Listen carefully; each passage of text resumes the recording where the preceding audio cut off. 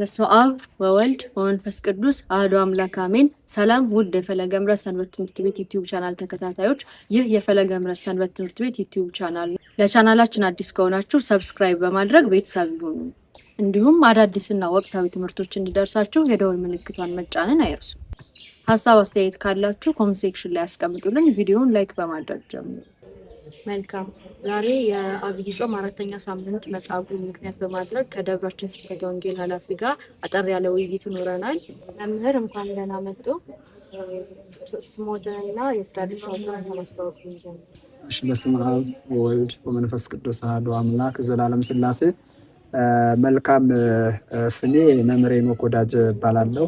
የስራ ድርሻዬ ደግሞ ወልዲያ ደብረ ምሕረት ቅዱስ ሚካኤል ቤተክርስቲያን የስብከተ ወንጌል ኃላፊ ነኝ ማለት ነው። እሺ። መምህሩ ጌታችን መድኃኒታችን ኢየሱስ ክርስቶስ መጻጉዕን ልትድን ትወዳለህን ብሎ ጠይቆታልና እንደው ስለምን ልትድን ትወዳለህ ብሎ ጠየቀው?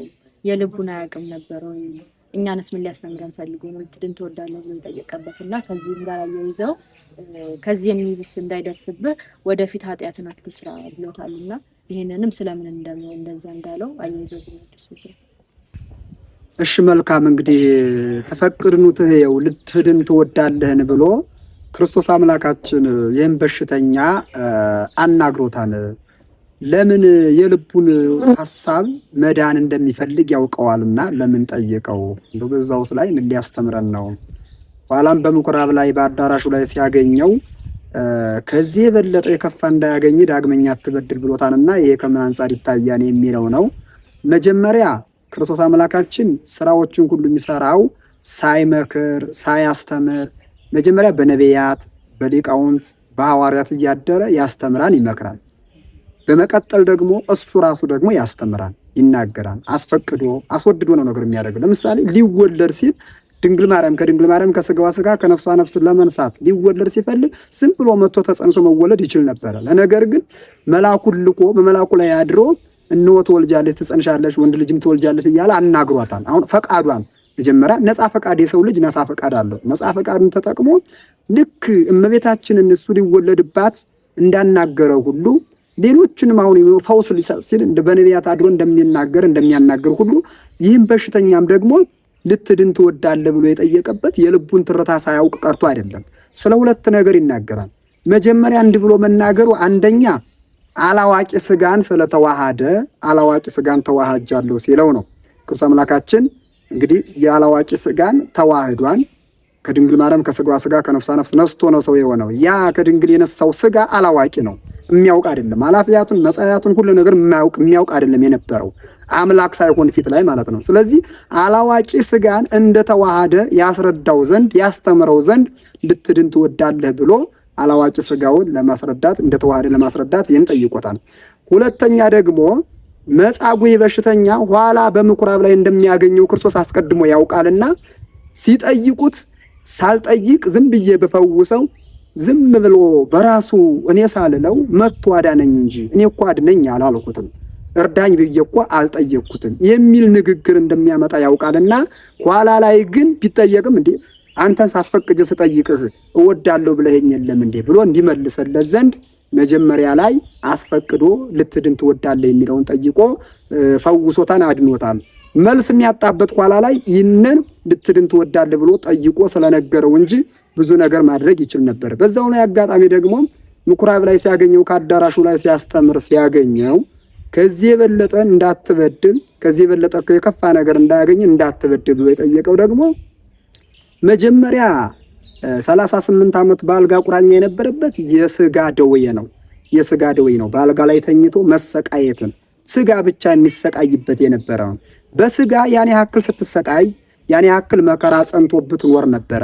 ከእንግዲህ በኋላ ግን ምናልባት በዕለተ ዓርብ በጥፊ እንደሚመታው ደግሞ ያውቅ ነበርና ከዚህ የበለጠ እንዳትበድን የከፋ እንዳያገኝ ማለቱ በዕለተ ዓርብ የሚመታው መሆኑን አውቆ ሊያስረዳው ፈልጎ የነፍስ በሽታ የነፍስ ደዌ ለዘላለም በገሃነም አሁን በሲኦል ኋላ በገሃነም ተጥለህ ስትሰቃይ እንዳትኖር ከዚህ የበለጠ እንዳይከፋ እንዳይገጥመው አትበድል ያለበት በዕለተ ዓርብ በጥፊ መትቶት ሲኦል እንደሚገባ ሲያስረዳው ነበረ። ይህም አልቀረም። ያን ጊዜ እንደዛ ብሎ ሲነግረው ይሄ ነው ማለት ነው ያዳነኝ የፈወሰኝ ብሎ አይሁድን አስያዘ። ለአይሁድ እንዲናገር አደረገ፣ ተናገረ። በዕለተ ዓርብም በመስቀል ላይ ክርስቶስ አምላካችን ተሰቅሎ ሳለ እሱ መጥቶ በጥፊ እንደውም ባራኪ ሆኖ በጥፊ ቃጥቶ የመታው ነበረ። እጅቱ ምን አለች ከተባለ በጥፊ የመታበት እጁ ሰሎ ደርቆ ተቀመጠ።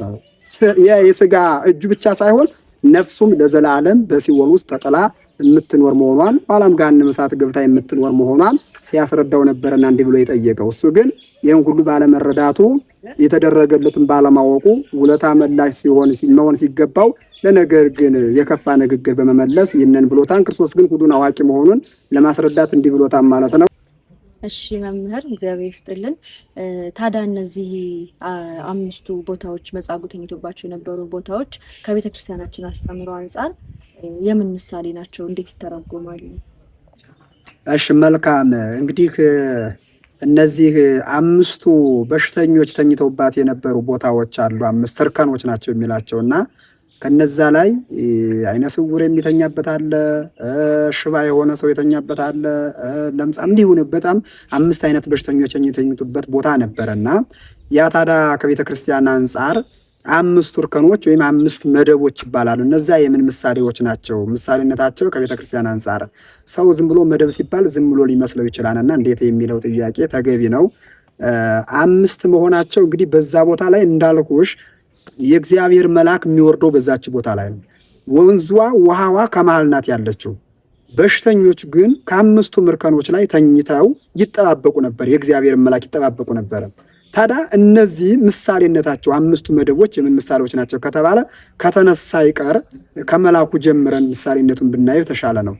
እንግዲህ መላኩ የካህናት ምሳሌ ነው። የካህናት አባቶቻችን ዘአሰርክሙ በምድር ይኩን ስርወ በሰማያት ወዘፈታይክሙ ይኩን ፍትዋ በሰማያት የቅዱስ ማቴዎስ ወንጌል ምዕራፍ 16 ላይ እንደተናገረ ያለበት መስራት ማሰርም መፍታትም ስልጣን የተሰጣቸው ከቅዱስ ጴጥሮስ ለቅዱስ ጴጥሮስ ክርስቶስ አምላካችን ሰጠው። ኋላ ደግሞ ቅዱስ ጴጥሮስ ለካህናት አባቶቻችን ያስተላለፈው የስልጣን ይህን ስልጣን የያዙ የካህናት አባቶቻችን ምሳሌ ነው መላኩ ማለት ነው።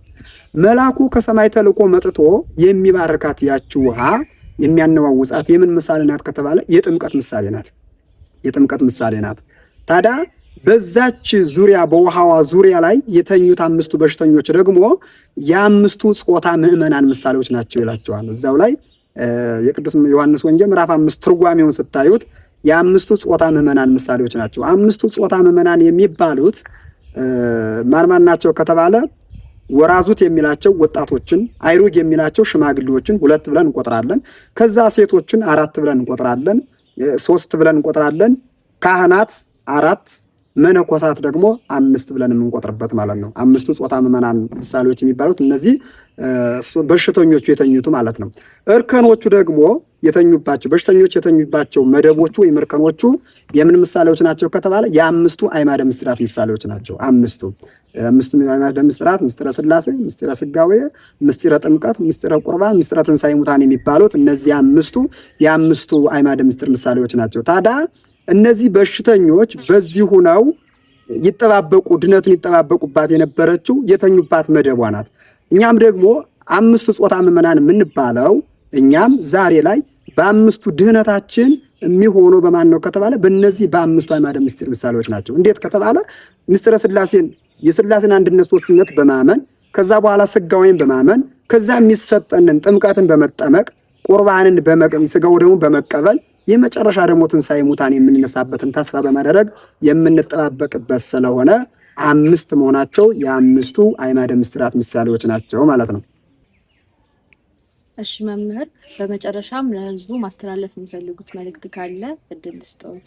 እሺ በመጨረሻ ማስተላለፍ የሚፈልገው ነገር ይህ ሳምንት የበሽተኞች ቀን ነው። በሽተኞች የሚታሰቡበት በሽተኞች የሚጎበኙበት ቀን ስለሆነ ሕዝበ ክርስቲያን ምዕመናን በሙሉ ረድኤትና በረከት ለማግኘት ከተፈለገ ይህንን ሁሉ የምትሰሙ የምታዳምጡ በሌላም ትምህርት የሰማችሁ ያዳመጣችሁ በሙሉ በአልጋ ቁራኛ በደዌ ዳኛ ተኝተው ያሉ በየሆስፒታሉ በየጸበል ቤቱ በየሐኪም ቤቱ ያሉ አሉና እነዛን ወገኖቻችንን በመጠየቅ ክርስቶስ አምላካችን በዚህ ዘመን በዚህ ሰዓት ነበረና ተገይቶ ፈውስን የሰጠ እነሱን ሊፈውስ በሚገኝበት ጊዜ አብረን እኛም ደግሞ ፈውስ የምናገኝበት ቀን ታሳቢ መሆኑን አስበን በሽተኞችን የምንጎበኝበት ከዛም በመቀጠል ደግሞ ቤተክርስቲያን እየመጣነ ትምህርተ ወንጌል ቃለ እግዚአብሔር ቅዳሴውን በማስቀደስ ትምህርተ ወንጌል በመማማር የነፍሳችን ምግብ የሚሆነውን ነገር እየተመገብነ እንድንቆይ ለጥሪያችንን እንድንበቃ የሚል መልእክት አስተላልፋለሁ። በመጨረሻ ላይ ይህ ሰንበት ትምህርት ቤት ያለ አንድም ገቢ በራሱ እየደከመና ውጣ ውረድ እያደረገ ለእናንተ የሚያስተላልፈው ለምንድነው ከተባለ እንድትማሩበትና እንድትመከሩበት የነፍስ ምግብ ተመግባችሁ እግዚአብሔር ጋር እንድትገናኙበት የሚያደርግ ስለሆነ ሁላችሁም ይህንን ዩቲዩብ ቻናል በመተባበር ለሌሎቹ ላልደረሰ ምንም ትምህርተ ወንጌል የማይደርሳቸው የማያገኙ ሰዎች ሊኖሩ ስለሚችሉ ለነዛ ሸር በማድረግ እንድታስተላልፉንና ሰብስክራይብ እያደረጋችሁ እንድረዱን በሚል መልእክትን አስተላልፋለሁ። እስከዚህን ሰዓት የጠበቀን አምላከ ቅዱሳን ይክበር ይመስገን። እሺ መምህር ጥሪያችን አክብረው እዚህ ስለተገኙልን እግዚአብሔር ያክብርልን፣ እግዚአብሔር ይስጥልን ብለናል። ለብርሃነ ትንሣኤው በሰላም ያደርሰን። እሺ እንግዲህ ውድ የፈለገ እምነት ሰንበት ትምህርት ቤት ዩቲዩብ ቻናል ተከታታዮች የዛሬው መርሃ ግብራችን ይህንን ይመስል ነበር። አሁንም ሰብስክራይብ ካላደረጋችሁ ቻናላችንን ሰብስክራይብ ያደረጋችሁ አዳዲስ ትምህርቶች እንደርሳችሁ ደግሞ የደወል ምልክቷን መጫን አትዘንጉ። ማንኛውንም ማስተያየት ኮሜንት ሴክሽናችን ላይ ማስቀመጥ ትችላላችሁ። በሌሎች መርሃ ግብሮች እስከምንገናኝ ድረስ ለዛሬ መልካም ቆዩ። ቸር ያገናኘን።